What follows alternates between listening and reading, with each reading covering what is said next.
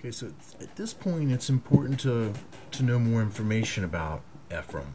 And what you might not know is that it's already said and told in plain English in many places that Ephraim is the leader of northern Israel.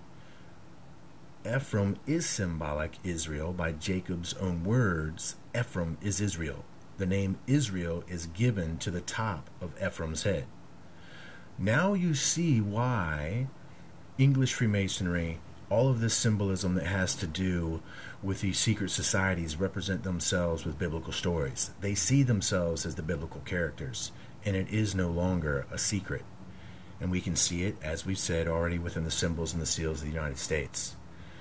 So at this point, we will understand something here, that if the Bible declares Ephraim as becoming the leader of northern Israel, and we know that northern Israel is under this occultic idol worship, it says, from thenceforward, now we see that Ephraim shall become the shepherd. And then its relationship to the stone of Israel. So if Ephraim is to become the shepherd, now we understand what Zechariah 11 verse 17 means, woe unto the idol shepherd. And now we know why in the United States, where all the idols, the American idols, and all these Hollywood people are covering their right eye and doing all this stuff. They're all the false shepherds. We're the idols. We're leading the world into this material delusion. And it's all being done by this American Ephraim influence, the American idol, Ephraim idol over the world. It's all from micro to macro. It makes 100% complete sense. So now if Ephraim is being described as this shepherd, in other words, now the representation of this stone, and we see where it's getting its power from. It's no secret now. Now we see that this well, which is plainly the abyss, plainly the Apsu, as we saw declared by Hosea, we see that it's being well hid by somebody's great work. The waters are hid as with a stone, and the face of the deep is frozen.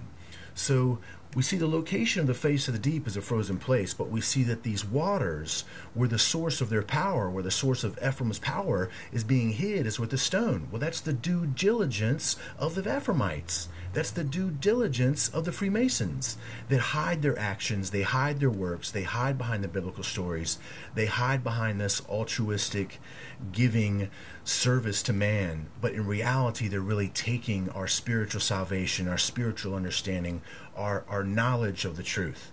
And you have to see that it's all right here in front of your face. So as we move forward, we would look further into the chapters right on past chapter 38 in Job. We're going to see that we continue in the same language. And here we have Job asking you a very important question. Will the unicorn be willing to serve thee or abide by thee? Who is the unicorn? Well, once again, the unicorn is the stone. Once again, the unicorn is false Israel. The unicorn is Ephraim. The unicorn is northern Israel. Will the unicorn be willing to serve thee or abide by thy crib? Canst thou bind the unicorn with his band in the furrow? Or